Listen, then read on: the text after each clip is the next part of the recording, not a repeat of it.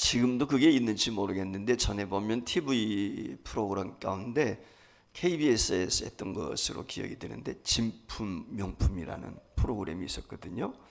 지금도 하고 있는지 모르겠는데 옛날 고미술품이라든지 서화라든지 뭐 아니면 장식장이라든지 이런 것들 가지고 있는 사람들이 나와가지고 이제 그 이 예술품에 대해서 감정하시는 분들의 감정을 받아가지고 뭐 이게 얼마나 가는지, 이게 진품인지 가짜인지 뭐 이런 것들을 이야기 나누는 거 아마 여러분들이 보신 줄 믿습니다.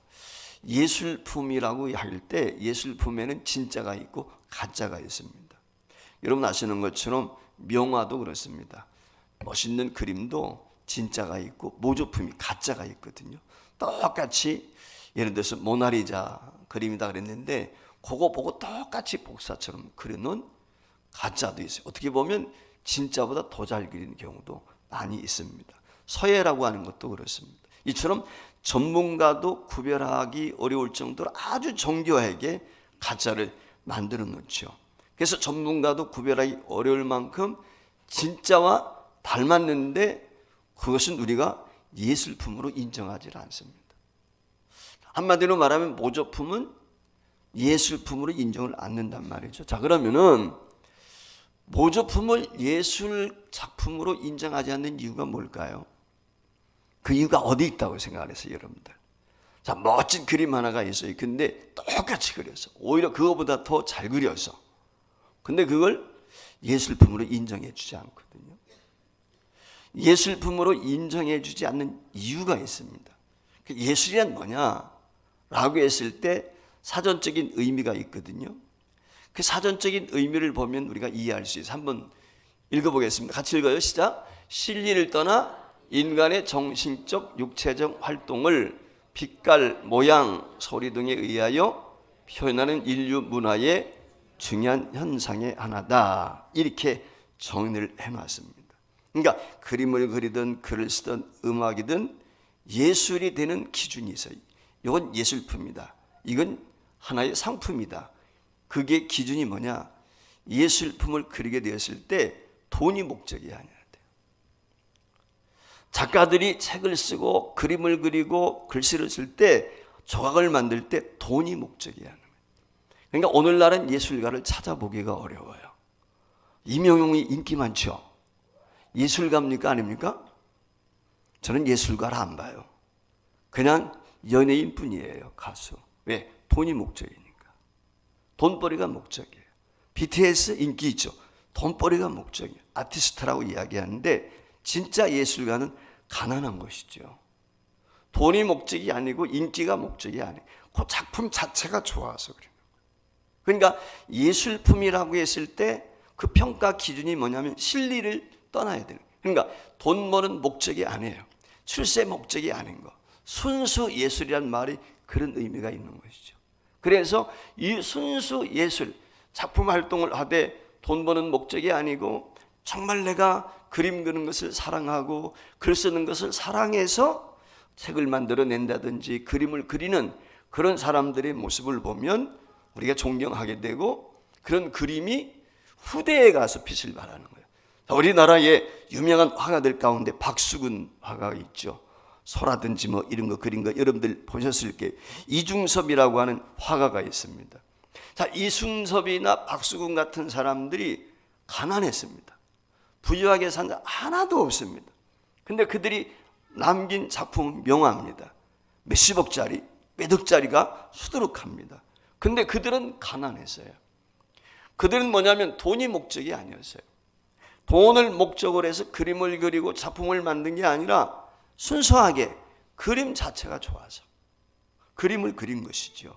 그래서 참된 예술은 영원한 가치가 있습니다. 그래서 옛말에 보면은 인생은 짧다. 근데 뭔 길다? 예술은 길다. 그렇게 이야기를 해요.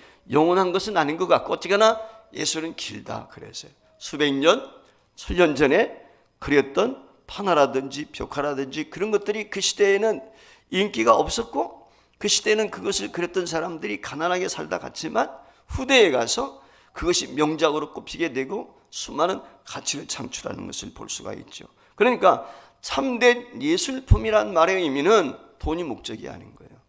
그러니까 오늘날 성악가라든지 이 사람들도 보면 돈이 목적, 음반 내가지고 돈을 벌고 가짜가 너무 판치는 거죠. 진짜 예술가는 없는 거예요, 어떻게 보면. 그러니까 예술 그 자체를 좋아해야 되는데 돈이 목적이 되면 그 순간부터 이것은 예술의 가치가 떨어지는 것이죠.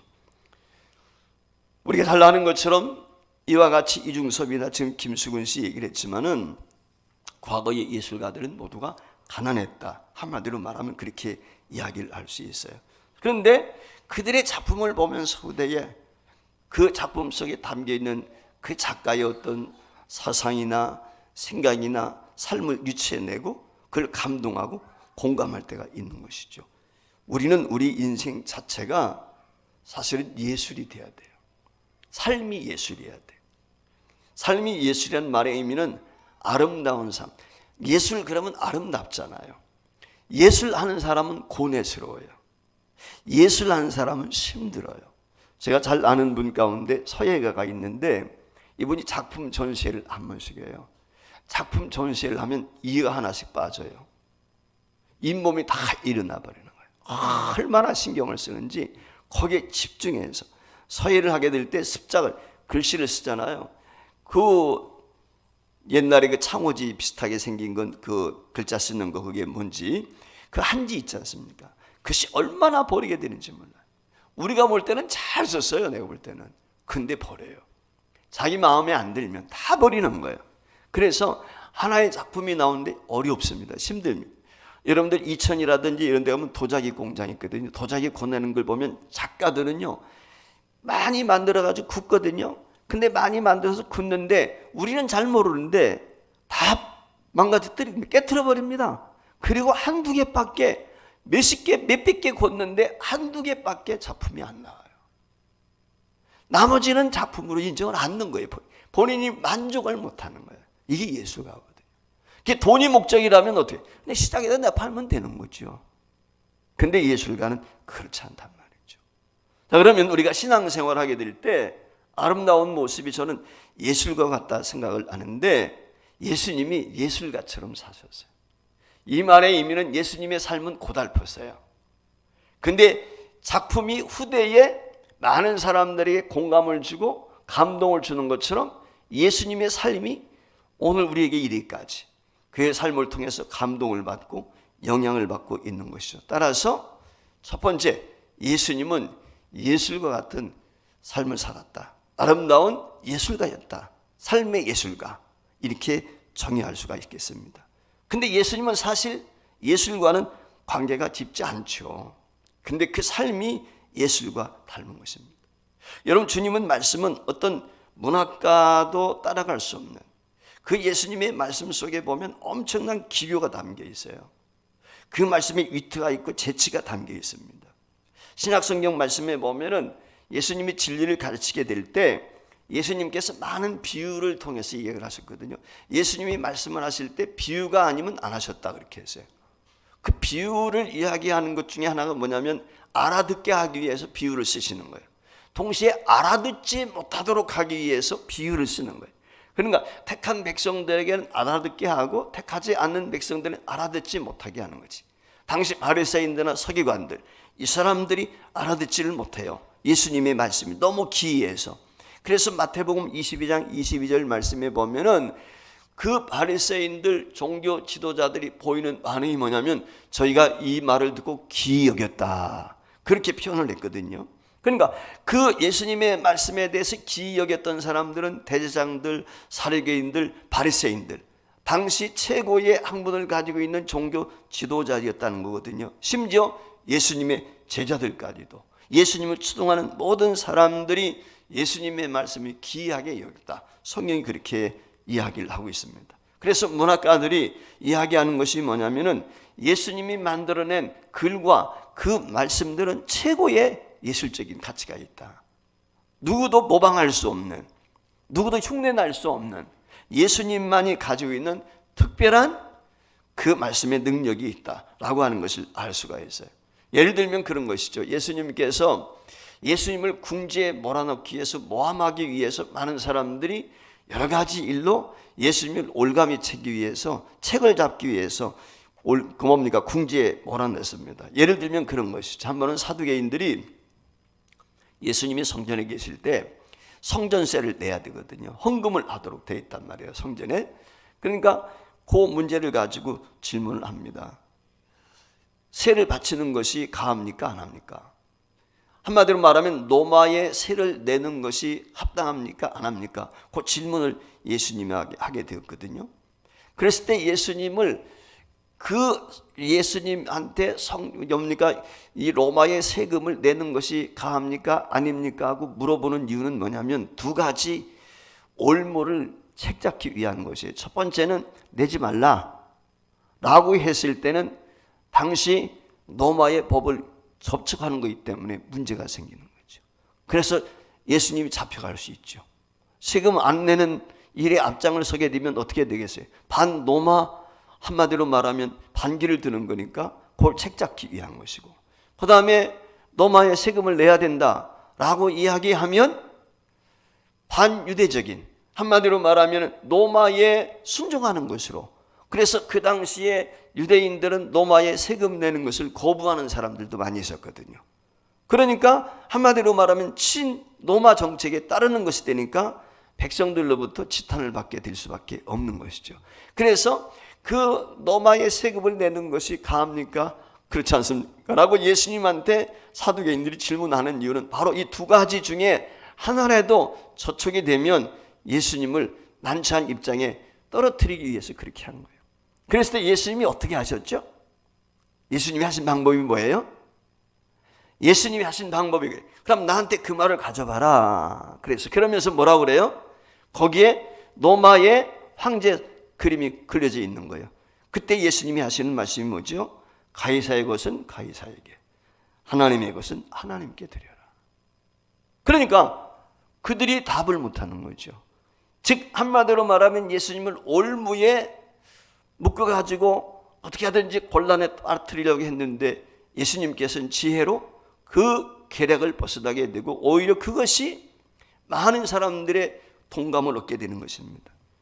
달리 말하면 이와 같은 모습이 바로 예수님의 삶이 예술 같은 삶이다. 아름다운 삶이다.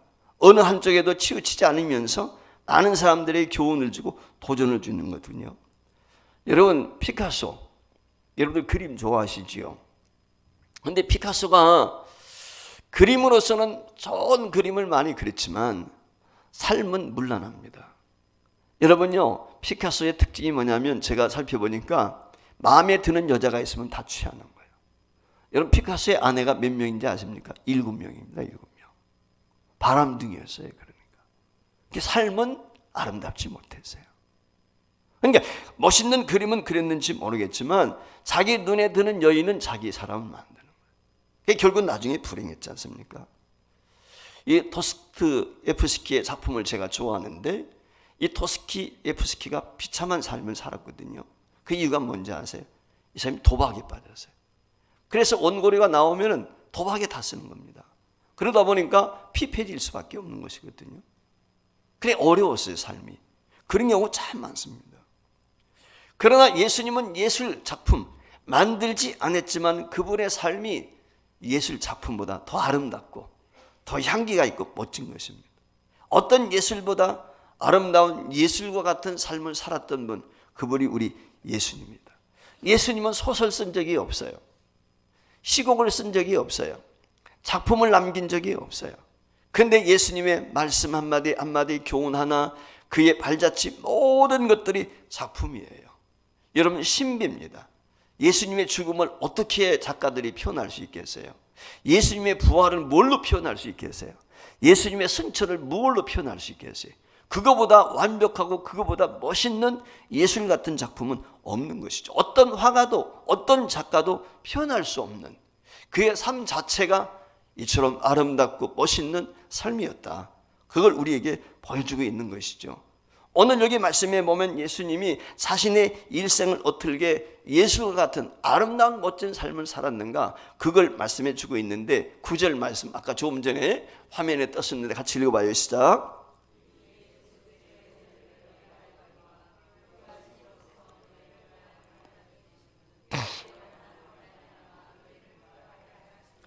오늘 여기 말씀해 보니까 예수님은 부유한 분인데 하나님이신데 그분이 가난하게 되셨다는, 가난하게 되신 이유는 그의 가난함을 통해서 저와 여러분을 부유하게 했다는 거예요. 부유하게.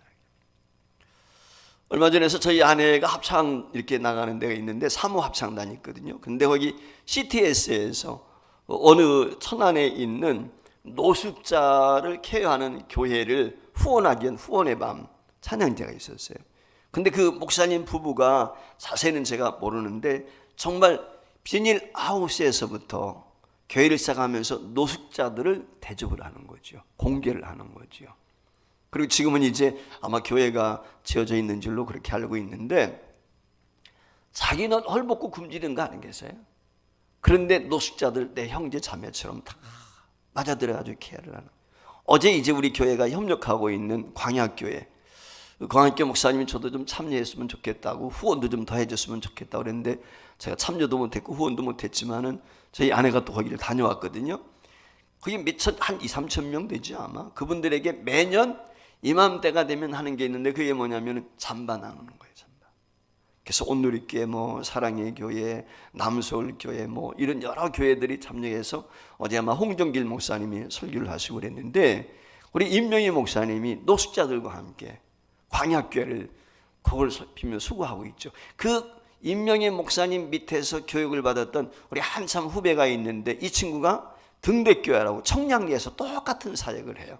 그래서 우리가 이제 몇 년 전까지만 해도 닭을 제가 많이 갔다가 이와 같이 그 청량리에 있는 등대교회도 그렇고 광야교회도 그렇고 뭐 수천 마리씩 제가 갖다 준 줄 알고 있는데, 자지난해인가 우리가 쌀 200포대 구입을 해가지고 나눔을 했었죠. 그때도 우리가 광야교회 50포대인가 보내주고 그랬었거든요.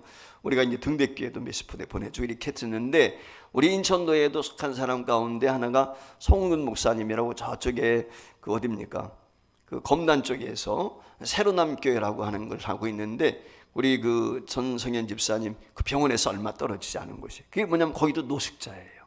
갈 곳이 없는 사람들 그 사역을 하기 때문에 거기도 제가 쌀 10포 그때 가져가라고 그래서 그분들이 갔다가 이제 섬기고 그래서. 근데 그분들 삶을 보면 어렵죠. 근데 나누는 거예요. 나누는 거. 그게 아름다운 거죠. 예수님이 그런 거예요. 예술가들은 자신의 삶은 가난했어요. 남들이 볼 때는 불행했어요. 근데 그 예술 작품을 통해서 많은 사람들이 기쁨을 주는 거예요. 그 예술 작품을 통해서 희열을 느끼게 만드는, 이게 예술가예요. 이게 예술가의 특징이에요. 자, 여러분 아시는 것처럼 존 버년이 있죠. 존 버년이 무슨 책을 썼죠? 철로역작이라는 책을 썼죠. 여러분, 존 버년이 이 철로역작을 어떤 상황에서 썼습니까? 고난 가운데서 썼어요. 고통 가운데서 이 책을 썼습니다. 여러분, 철로역정을 통해서 오고로 세대에 지금 수백 년이 지났는데 수많은 사람들에게 큰 귀감이 되고 위로가 되고 힘이 되는 거예요. 그 기독도가 고난의 길을 걸어가는 모습을 보면서 아, 성도의 길이라는 것이 이런 것이구나 라고 하는 것을 알 수가 있죠. 여러분 아시는 것처럼 밀턴이라는 사람이 신라권을 썼습니다. 신라권을 쓰게 될 때 배경이 있죠. 근거가 있어요. 뭐냐? 눈이 멀었어요. 눈을 못 보는 거예요. 실명을 한 거죠. 그 실명 가운데서 쓴 책이 신라권이라는 유명한 책인 거예요. 그러니까 고통 가운데서 나오는 거예요. 제가 요즘에 종종 자주 듣는 교수님 강의가 있는데 김정은 교수라고 있어요. 혹시 여러분들 아세요? 김정은 교수가 누군지? 모르죠. 인생을 행복하게 살기 위해서는 김정은 교수의 한번 강의를 한번 들어봐도 좋겠어요. 김정은 교수는 김선도 목사님의 둘째 아들입니다. 아마 김선도 목사님의 둘째 아들이라는 것을 아는 사람은 거의 없을 거예요. 대다수가 그냥 인류 문화 학장갑이다 이런 생각을 갖는데, 제가 엊그제도 책을 하나 샀더니 책 한 권이 이만한데 13만 원이더라고. 책을 제가 샀는데 13만 원 주고 샀거든요. 한 권의 책이 13만 원이야. 거짓말 하나도 안 붙어. 이만해 두께가. 그러니까 엄청나죠. 제가 일부러 이제 그걸 구입을 했습니다. 은퇴 위에도 좀 읽어보고 그 사람의 좀 생각도 나누기 위해서 책을 샀는데 13만 원 주고 샀어요. 근데 이 친구가 자기 행복을 위한 것이 아니고 많은 사람들이 행복을 주기 위해서 행복 전도사로 수고를 하는 거예요. 그래서 김선도 목사님이 얼마 전에 지난해인가 올해인가 세상을 떠났는데, 그 아들이 김정성 목사인가요? 지금 광림교회 담임이잖아요. 그 동생인 것이거든요. 그분의 얘기를 들어봐도 그런 거예요. 예술가들은 어려웠어요. 힘들었어요. 근데 그들의 작품이 후대에 많은 사람들이 귀감이 되고 감동을 주고 삶을 변화시키는 거거든요. 예수님의 인간적인 모습을 보면은 이 세상에서 가장 불행한 삶을 살았죠. 예수님 머리 둘 것도 없었거든요. 예수님은. 여러분 보세요. 나사로의 집에 있다가 예루살렘에 올라가시는데 길가에 있는 무화과 나무에서 열매를 구해서, 왜 열매 구했어요? 상징적인 의미 있지만 진짜 예수님 배고팠거든요. 먹지를 못했어요. 그 나사로가 살고 있는 동네는 가난뱅이들이거든요. 그곳에서 자고 올라갔다 내려가. 여러분, 수가성 야곱의 우물가에서 사마리아 여인과 태어났잖아요. 제자들이 먹을 것 얻으러 동네에 들어갔다는 거예요. 여러분, 그 당시에 사마리아는 유대인과 상종하지 않아요. 그런데 예수님의 제자들이 먹을 것 어디로 갔겠어요? 사마리아 동네로 가지 않았겠어요? 예수님이 저는 비참했다. 보리떡 5개와 물고기 2마리로 5,000명을 먹일 수 있는 분이 주님이세요. 근데 자기의 허기진 배를 위해서는 돌덩이 가지고 떡을 만들어 먹어라 안 했단 말이에요. 예수님 말씀 한마디로 세상을 제패할 수 있는 그런 분이, 근데 자기 자신을 위해서는 전혀 그런 능력과 권능을 사용하지 않았어요. 이게 예수님이거든요. 인간적인 면에서 보면 가장 불행한 삶을 살았어요. 배신당했죠. 십자가에 달려 죽었죠. 물과 피를 다 쏟았잖아요. 그것처럼 비참한 게 어디 있어요. 그런데 그의 삶은 오고는 모든 인류에게 구원이요, 빛이요, 길이요, 진리요, 생명이란 말이죠. 소망이 되는 거예요. 모든 면에 근거가 되는 것입니다. 이처럼 예수님은 어쩌면은 예술가보다도 더 아름다운, 예술품보다 더 아름다운 멋진 아름다운 삶을 사셨다는 것입니다. 따라서 두 번째 기억해야 될 것은, 저와 여러분이 예수님의 닮은 제자라면 우리도 예술과 같은 삶을 살아야 돼요. 제 기도 제목이 그겁니다. 하나님, 지금까지 제게 교회 열심히 하느라고 헌신하라고 참 여러 가지 바쁘고 싶었는데 앞으로는 제가 절대 봉사 좀 하고 살게 해주세요. 봉사하게 하세요. 그래서 봉사단체 조직을 해가지고 봉사한 일에 좀 앞장서려고 합니다. 그래서 혹시라도 협력이 될 수 있는, 집 고치는데 또는 도배하는데 뭐 이런 데 재능이 있고 나누는 데 재능이 있는 사람들이 있으면 나와가지고 봉사활동을 좀 했으면 좋겠다. 저도 이런 생각을 갖거든요. 여러분, 이 나이에 무슨 예술가야? 여러분이 그렇게 여러분 보고 작품 쓰라는 게 아니에요. 그림 그리라는 거 아니에요. 춤 배우라는 게 아닙니다. 예술가가 된다는 것은 쉽지 않아요. 그런데 우리는 세계적인 반열에, 어떤 문호의 작가의 반열에 오를 수 있는 소설가가 될 수 없고 화가가 될 수 없지만, 그러나 위대한 소설가나 시인, 음악가에 못지않게 저와 여러분이 훌륭한 삶을 살 수가 있어요. 그게 오늘 본문이 우리에게 보여주는 거거든요. 저와 여러분이 아름다운 그림을 그릴 수 없고 작품을 만들어낼 수 없고 쓸 수 없고 우리가 음악을 할 수 없을지 몰라도 예술보다 더 멋진 아름다운 삶을 살아내게 되면은 그것이 그 어떤 작품보다도 아름답다는 것이죠. 우리 주변에는 이런 사람들이 참 많아요. 그런 삶을 사람들이 많습니다. 예수님은 이 세상의 모든 사람들 생명을 풀어놓으셨어요. 그의 삶을 통해서. 예수님은 그의 삶을 통해서 활력을 풀어놓으셨어요. 낙심하고 절망하는 사람들에게 희망을 주셨어요. 꿈을 주셨어요. 이게 예수님의 멋진 삶이거든요. 우리도 그럴 수 있습니다. 그럼 어떻게 하면은 저와 여러분도 예수님처럼 아름답고 멋진 예술과 같은 삶을 살 수 있을까? 그 비결이 무엇일까? 오늘 세 번째 생각할 수 있는 것이 바로 마게도냐 성도들을 본받자는 것입니다. 마게도냐 성도들은 가난합니다. 어려웠습니다. 힘들었습니다. 그런데 예수님을 본받아서 예술과 같은 삶을 살았습니다. 그게 마게도냐 성도들의 특징입니다.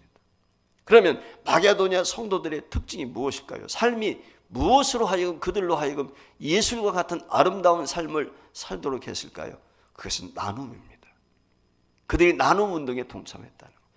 자, 오늘 여기 성경 말씀 1절로 4절 보겠습니다. 형제들아, 하나님께서 마게도냐 교회들에게 주신 은혜를 우리가 너에게 알게 하는, 지금 여기 고린도 교회에 바울이 편지를 하면서 마게도냐 교회에 대한 이야기를 지금 예로 들어서 그들에게 이야기하고 있는 것입니다. 2절, 그 마게도냐 교인들의 형편을 이야기하는 거예요. 환난의 많은 시련 가운데서 그들의 넘치는 기쁨과 극심한 가난이 그들의 풍성한 연보를 넘치도록 하게 하였느니라. 내가 증언하노니 그들이 심대로 할 뿐 아니라 심에 지나도록 자원하여 이 은혜와 성도 섬기는 일에 참여함에 대하여 우리에게 간절히 구하니 그래서요. 자, 여기 말씀에 보니까 다시 한번 앞으로 봐주세요. 여기 말씀에 더 앞에, 여기 1절 2절 됐습니다. 2절. 자, 2절에 보면은 마게도냐 성도들의 형편이 나와 있는데 그들의 가난이 어떻다고 그랬어요? 마게도냐 성도들의 생활이 어때요? 어떻다고 그랬어요? 극심한 가난이에요. 극심한 가난. 여러분, 극심한 가난이 뭐예요? 여러분, 극심한 가난 경험해 보셨어요? 제가 볼 때 이 자리는 없을 것 같은데요. 극심한 가난. 먹을 게 없어요. 마실 게 없단 말이에요. 그런데 그 극심한 가난, 한마디로 말하면 예수님께서 연보하실 때 두렵던 드렸던 여인과 같은, 과부와 같은 그런 가난 속에 있는 성도들인데 연보를 어떻게 했다? 풍성하도록, 넘치도록 했다는 것입니다. 이게 마게도냐 교회의 특징인 것입니다. 이것이 누구를 기쁘게 해요? 하나님을 기쁘시게 한 거예요. 주님을 기쁘시게 한 거예요. 바울의 기쁨이 되었다는 거예요. 그럼 이 헌금이 무엇일까요? 그게 구제 헌금입니다. 구제. 내가 구제 대상이야. 정부 보조금으로 살아가고 있어. 근데 내가 어떻게? 내가 받은 정부 구제 그 보조금을 가난한 이웃을 위해서 나누는 거예요. 가난한 이웃을 위해서. 죄송합니다만은 우리 어르신들이 계신데 그런 것들을 제가 종종 주변에서 좀 볼 때가 있거든요. 눈먼 돈이라고 그러더라고요. 정부 보조금. 그래서 어떻게든지 그거 받아내려고. 집도 있어요. 자식도 있어요. 근데 극빈자처럼 그렇게 받아내려고 애를 쓰는 어르신들도 있더라고요. 전 너무 추하게 보여요, 그게. 여러분, 얻어먹는 게 좋습니까? 비록 정부 것이라 할지라도. 저는 그게 추하게 보이더라고요. 자급자족만 있으면 좋겠어요. 내가 수고해서 힘이 있다면 무슨 얘기인지 아시겠죠? 여러분, 여기 데살로니가 교회는 이와 같이 극심한 가난 가운데에서 구제하는 데 앞장섰다. 구제. 다른 거 아니에요. 구제에 앞장섰다. 여러분들에게 부탁을 드리고 싶은데 남은 생에 열심히 구제하십시오. 한번 따라합니다. 구제는 하나님께 구워주는 것이다. 구워주면 어떻게 되죠? 구워주면 어떻게 돼? 돈 빌려주면 그냥 돈만 받아? 원금만 받아요? 이자까지 쳐줘. 누가? 하나님이. 기왕이면 이자까지 받을 수 있는 하나님 앞에 드려야 돼. 그럼 하나님 앞에 드리는 게 뭐예요? 그게 구제예요. 남들이 보든 안 보든. 그래서 예수님이 작은 소자에게 한 것이 누구에게 한 것이야? 내가 한 거야. 작은 소자가 뭐예요? 힘이 없는 사람, 가난한 사람, 헐벗은 사람. 저는 우리 교회가 구제 열심히 했으면 좋겠어요. 구제에 한 20% 정도 예산을 했으면 좋겠어요. 그런 교회가 앞으로 됐으면 좋겠어요. 저는 그렇게 못했지만 여러분들, 구제 많이 한 교회는 하나님이 부흥시킵니다. 구제해야 돼요. 하나님 축복하세요. 절대로 거짓골 안 만들어요. 구제하게 될 때. 여러분 보세요. 사르밧 과부가 지금 밀가루 한 줌밖에 없어. 기름 한 줌밖에 없어. 그거 가지고 먹고 남해가지고 자식하고 죽으려고 생각해서. 근데 그거 누구 줬어? 하나님의 사람 엘리 대접했잖아요. 그랬더니 어떻게 돼요? 3년 6개월 동안 가뭄 속에서도요, 굶지 않았어요.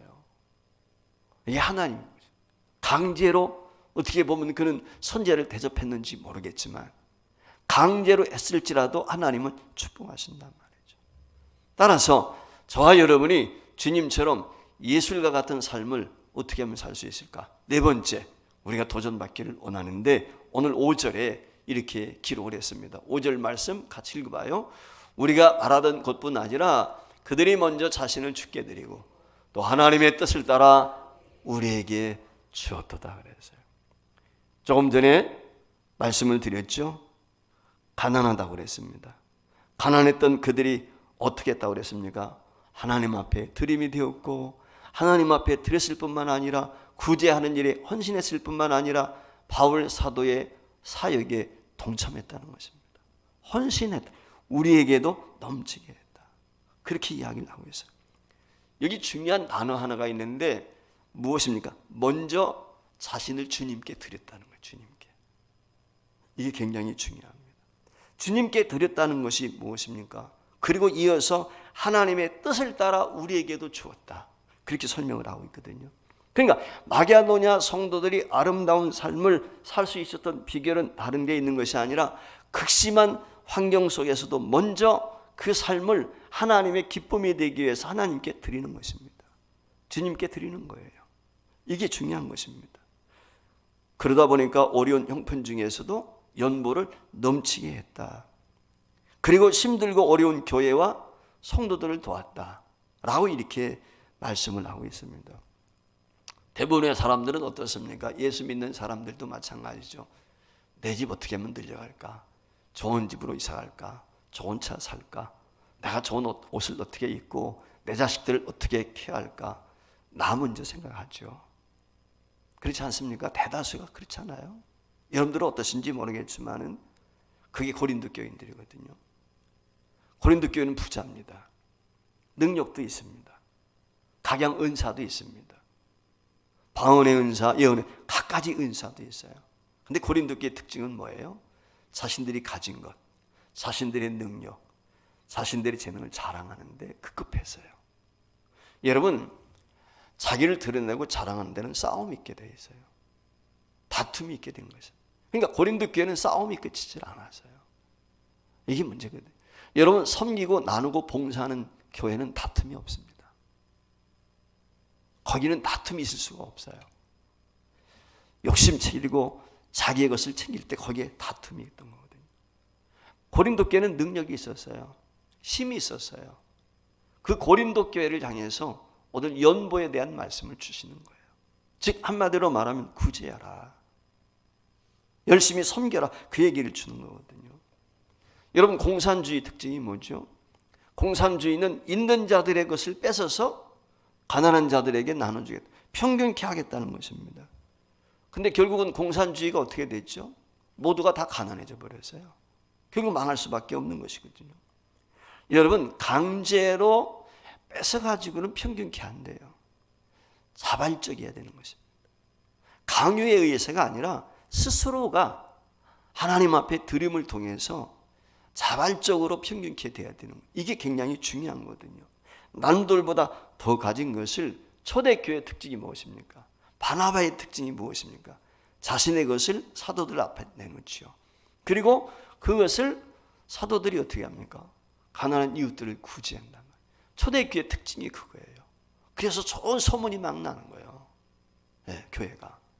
우리 교회가 그런 교회 될 수 있기를 주의 이름으로 축복합니다.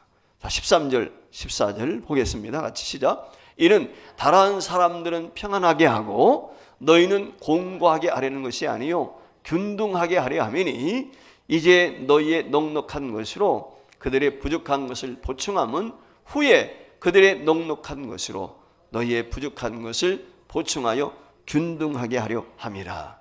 이게 경제 용어를 사용하게 될 때 한계 효용의 법칙이라는 거거든요. 오늘 박가은 교수님이 하나 가지고 이 얘기해도 괜찮겠다. 혹시 내가 얘기하면 또 틀리면 안 돼. 이분이 경영학 박사 아닙니까?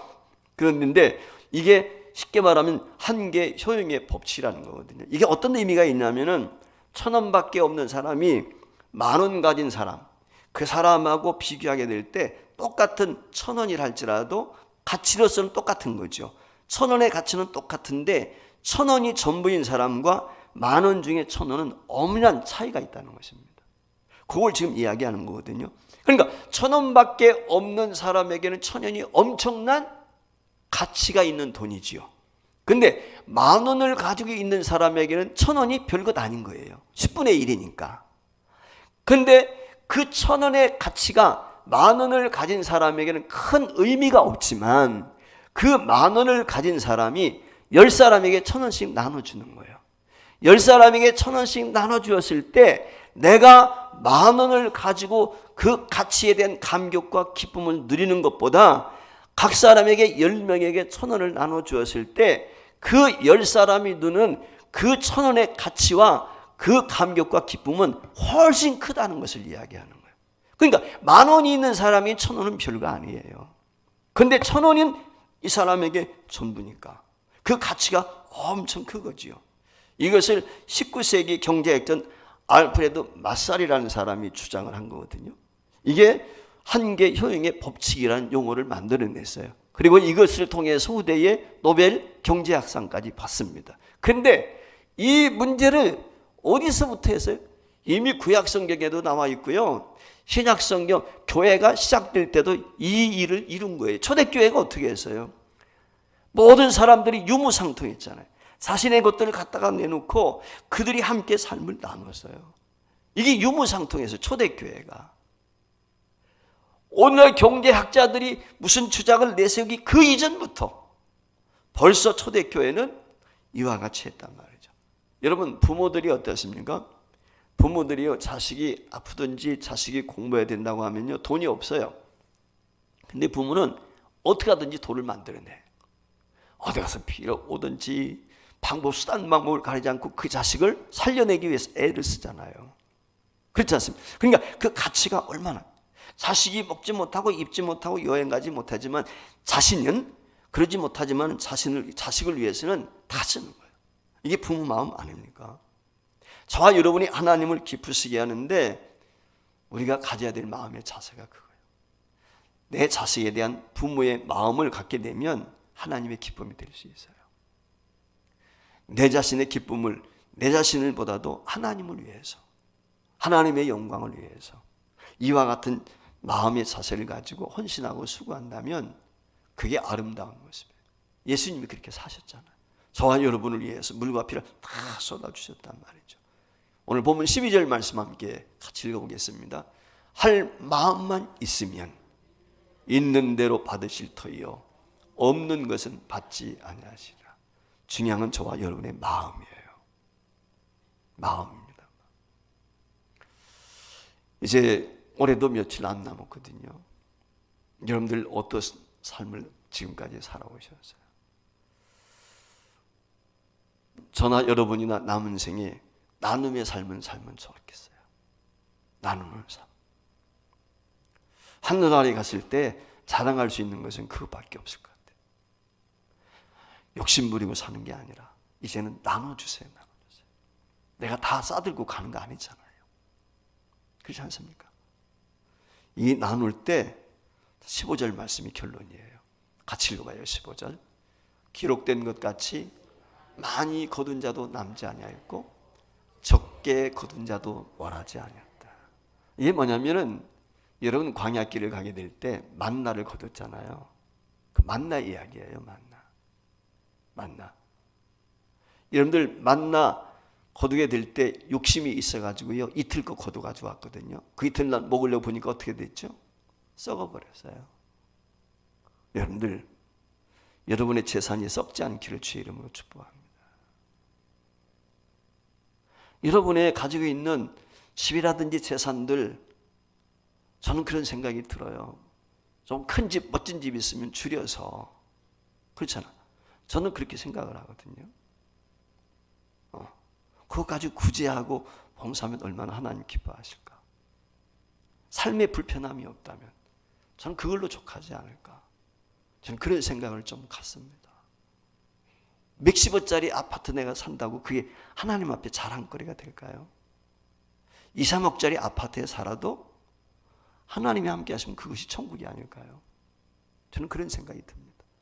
내가 10억짜리 아파트 살고 있다면 팔아서 2, 3억짜리 이사 가고 나머지는 하나님 앞에 드리고 구제하고 봉사할 수 있다면 그 상급이 저는 엄청나리라고 생각이 돼요.